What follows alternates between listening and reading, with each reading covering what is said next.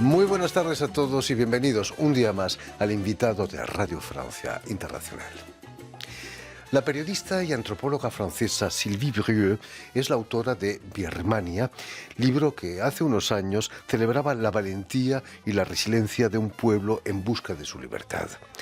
El reciente golpe de Estado y la sangrienta represión que han sufrido las manifestaciones contra la dictadura ha puesto de nuevo a Birmania en las portadas de todos los medios de comunicación. À Rangoon, une nouvelle manifestation dispersée ce lundi. Les protestataires restent mobilisés malgré la peur des représailles. Ils viennent rendre hommage à un manifestant de 23 ans tué la veille. À Dawei aussi, les Birmans sont de retour dans la rue. Dimanche, 3 d'entre eux, ciblés par des tirs à balles réelles, sont décédés dans cette ville du sud du pays. Sur France 24, le rapporteur de l'ONU dénonce ces violences. Just absolutely horrific. They've obviously shown that they are capable of just about anything. We know from their history that Y precisamente para hablarnos de su experiencia en este país del sudeste asiático y de su trayectoria como periodista y antropóloga, Sylvie Brieux ha sido tan amable de venir hasta nuestros estudios. Muy buenas tardes, Sylvie. Buenas tardes, Jorge. Y sobre todo, muchísimas gracias por aceptar de nuevo nuestra invitación. Hacía Bueno, unos un años placer. que estuviste con nosotros. Permíteme que explique antes que nada que has nacido en la ciudad francesa de Narbonne, al sur del Sí. país, y que vas a realizar estudios de periodismo en Estados Unidos, en la Universidad de California, en Berkeley. Y en aquellos años empiezas a trabajar también para la mítica revista National Geographic, con reportajes como el que hiciste en Pakistán sobre el pueblo Kalash, ¿no? ¿Qué es lo que te lleva a trabajar sobre los pueblos autóctonos, los pueblos indígenas? Bueno, decidí ser periodista porque me interesaban mucho los temas de la diversidad cultural y los derechos humanos, ¿no? Hice bastante reportajes sobre las luchas de los pueblos indígenas, publicados principalmente en la National Geographic. Y hace también más o menos 10 años inicié un programa, un proyecto multicultural bajo el patronaje de la UNESCO, que se llama Cuando se eleven nuestras voces, y su objetivo es promover las voces de las mujeres y de los hombres de minorías étnicas y culturales que actúan como motor de cambios sociales, ¿no? Y la idea es desestigmatizar a estas poblaciones que a menudo son marginadas, ¿no? Y los pueblos indígenas en el mundo, como lo sabes, representan la mayor diversidad cultural, aunque su número es muy débil. Es una riqueza de la humanidad, esa diversidad cultural, ¿no? Sí, totalmente. Aunque la economía tiende a hacer desaparecer toda diferencia, ¿no? Están sufriendo esa uniformización del mundo. Sí, hay muchas violaciones de derechos humanos en las áreas que están pobladas por pueblos indígenas, porque no lo hacen daño a la tierra, ¿no? La llaman la madre tierra en la mayor parte del mundo. Así que preservan las riquezas de la tierra, y muchas empresas internacionales solo quieren tirar del suelo lo que puedan, ¿no? Esa es una gran problemática en América Latina, precisamente, ¿no? ¿Es la misma problemática en Asia? Sí, totalmente. La diferencia es que en Asia no se llaman pueblos indígenas. Depende de los países, ¿no? Pero, por ejemplo, en Birmania se llaman grupos étnicos. Pero decir que tú eres un pueblo indígena te confiere más, ¿no?, derechos a nivel internacional, pero en Birmania no se reconocen como pueblos indígenas, sino como grupos étnicos. En el 91, la birmana Aung San Suu Kyi, o Chi, como se pronuncia, como me decías, recibía el Premio Nobel de la Paz. Tú estabas en Berkeley en aquellos años, ¿no? Estaba en Berkeley, sí. ¿Cómo se vivió en el campus de esa universidad tan multicultural el Premio Nobel de Suu Kyi? Bueno, había mucho entusiasmo. Hay una comunidad birmana en Berkeley, y Berkeley también es muy conocido por ser un terreno donde empezaron movimientos para apoyar a los derechos cívicos, ¿no? Movimientos cívicos, movimiento en soporte de los derechos de los pueblos indígenas, de las personas de color, de los gay, de los transexuales, de las lesbianas. Y así que el eco fue muy importante en el campus de Berkeley. ¿Fue esa la razón que te llevó a viajar muy a menudo a Birmania? Y bueno, empecé a interesarme a Birmania, pero mi primer viaje a Birmania tuvo lugar en el 2013, ¿no? Pero en esta época, cuando estaba en Berkeley, no se sabía mucho de Birmania porque el país estaba bajo una dictadura que aislaba al país. Y lo aisló durante casi 50 años. Así que no se sabía mucho sobre los sueños, las esperanzas, la vida cotidiana de este país, que es un país de una extraordinaria diversidad cultural, ya que se estima que en Birmania hay 135 grupos étnicos. Increíble. Además con religiones diferentes. Sí, totalmente. Hay muchos budistas, pero hay también cristianos, católicos, protestantes, hindús, musulmanes, y hay una pequeña comunidad de judíos en Yangon. ¿Y en general conviven pacíficamente o no? ¿Hay tensiones Hay muchas entre comunidades? tensiones, y lo que me llamó mucho la atención cuando llegué a Birmania por la primera vez era participar a un foro mundial de mujeres, ¿no? Y este foro era, la invitada especial de este foro era Aung San Suu Kyi. Y en este foro las mujeres se reunían para hablar de sus problemas, de sus desafíos. Y también de la coexistencia difícil entre los grupos étnicos y religiosos. Hay que saber que en Birmania, para que te consideran como un birmano, tiene que ser budista y bamar, de la etnia de la mayoría, ¿no? ¿Los militares son budistas y de la mayoría bamas? Sí, los bamar son budistas, y cuando te defines como un bamar budista, tiene más derechos que si eres un Kachin cristiano, y no tienes ningún derecho si eres un Rohingya musulmán, ¿no? Ya que la minoría de los Rohingya está apátrida. Imagínate. Cuéntanos, he leído que tu primer viaje fue completamente organizado, que te parecía que todo era falso, que todo estaba arreglado para que tuvieses las cosas más bonitas. ¿Es cierto eso? Bueno, lo que es cierto es mi primer viaje no fue organizado, pero me encontré con mujeres que me dijeron, porque les decía a las mujeres, para mí es muy difícil entender su país. Parece que su país es muy complejo, ¿no? Porque al mismo tiempo que se estaba abriendo Birmania, se reactivaron guerrillas en zonas étnicas, como en el estado Kachin, que comparte una frontera con China. En el estado Shan, la parte del norte, se hablaba ya de la persecución de los Rohingya antes de hablar de la limpieza étnica de los Rohingyas algunos años después.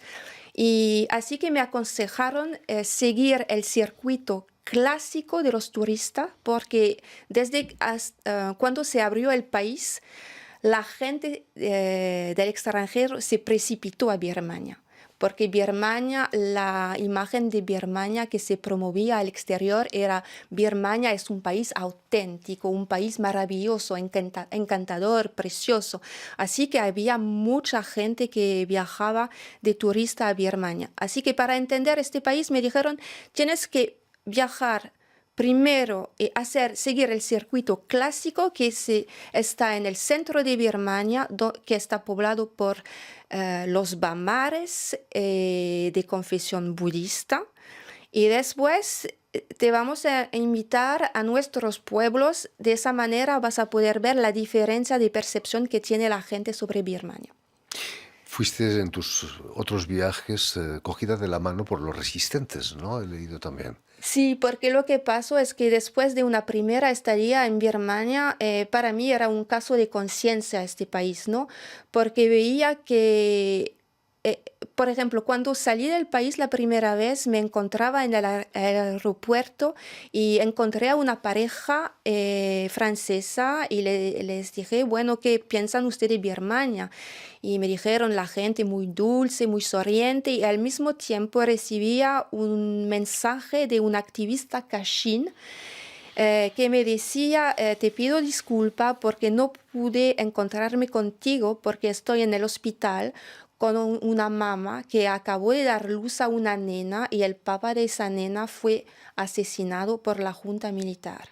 Así que una vez que estaba en Francia, mandé un email a todas las mujeres que encontré y compartí con ellas mi caso de conciencia, diciendo, bueno, si regreso a su país y intento, ¿cómo puedo amplificar sus voces escribiendo un artículo o un libro? ¿Ustedes piensan que podría ayudar o que podría empeorar su situación? Y me dijeron, regresas y te vamos a abrir todas nuestras redes, ¿no? Es así que regresé y durante casi 4 años investigué en las diferentes zonas étnicas. Y descubriste por qué pueden convivir ese país maravilloso con gente tan dulce, con esa violencia terrible. Bueno, pienso que la gente...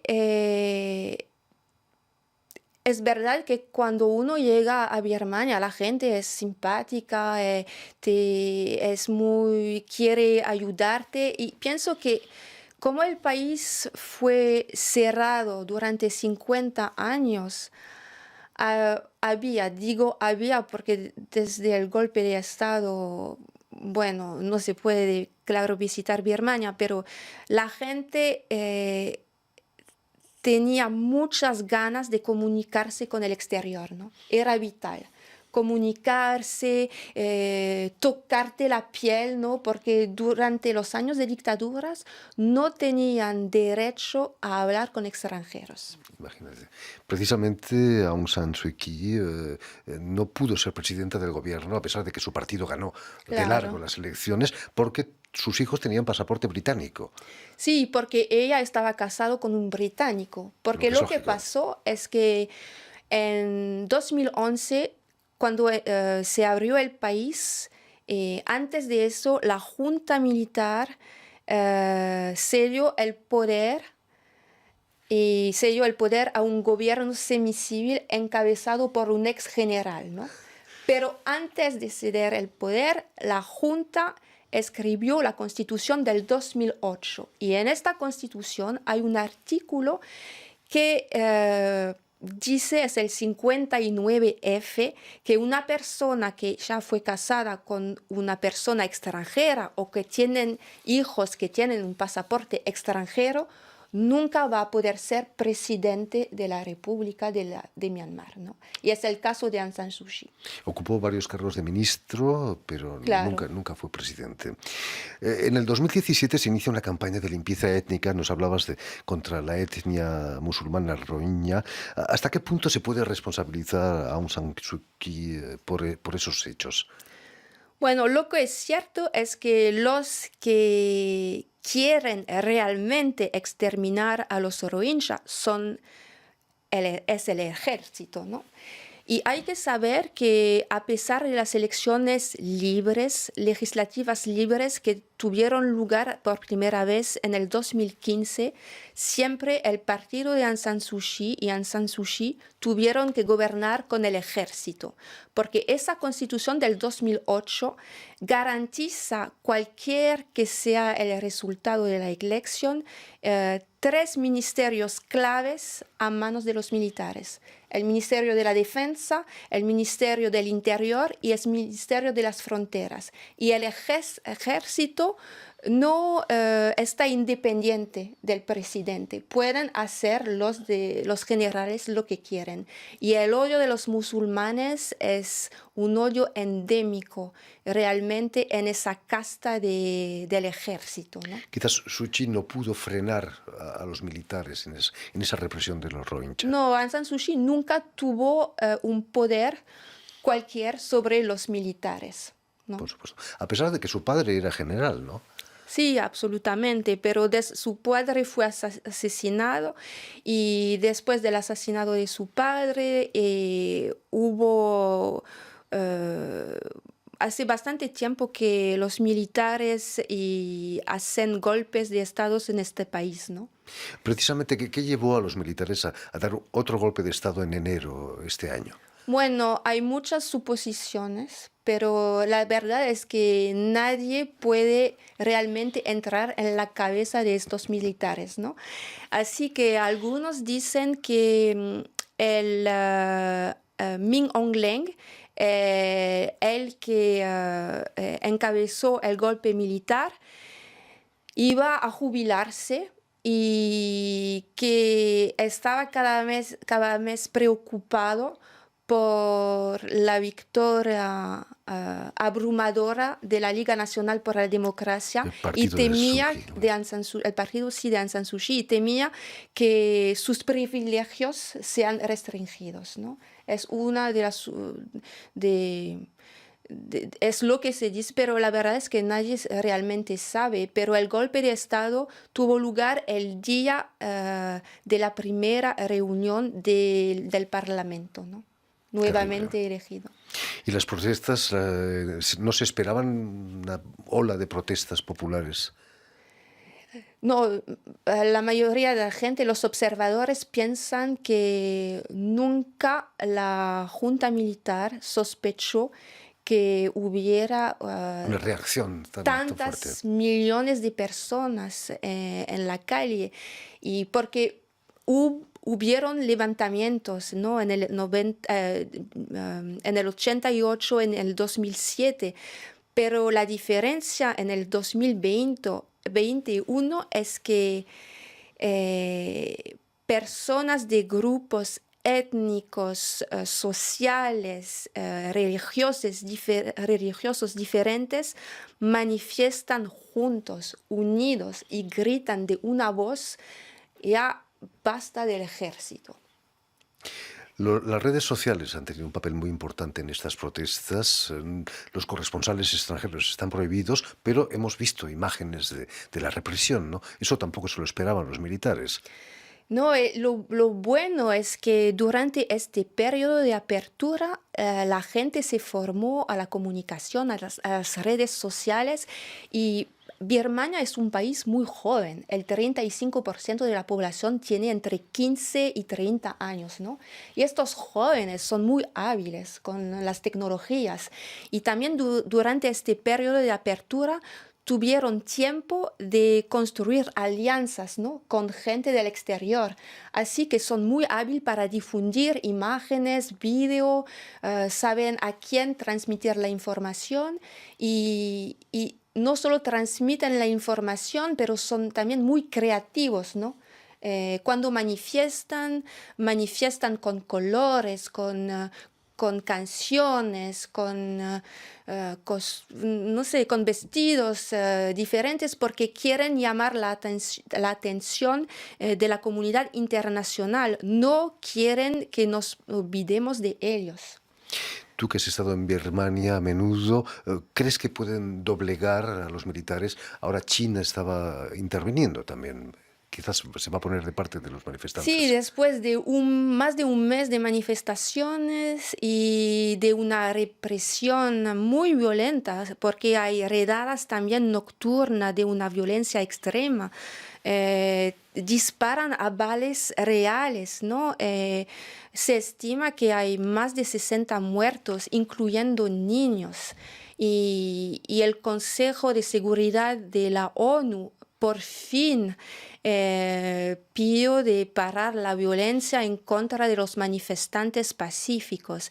Y China, por primera vez, eso es inédito, ¿no? China pidió a Birmania de empezar la desescalada de la violencia en el país. En fin, esperemos que esas protestas sean oídas, que poco a poco una normalidad democrática llegue a Birmania. En fin, pues ya lo saben, Birmania, libro de la periodista y antropóloga francesa Sylvie Brieux, ha sido publicado por la editorial francesa Albin Michel. Muchísimas gracias, Sylvie, por haber estado aquí con nosotros y sobre todo por habernos orientado en este laberinto que es Birmania. Muchas gracias, Jordi. Permíteme también que dé las gracias a Vanessa Loiseau y a Julien Leng, quienes se han ocupado hoy de la realización del programa, y también enviar un saludo muy especial a nuestros telespectadores, porque también los tenemos, que nos siguen en toda América Latina gracias a una cadena de televisión internacional que emite desde Uruguay y se llama UCL. Y a ustedes muchísimas gracias también por su atención y les damos cita para una nueva edición de El Invitado de Radio Francia Internacional.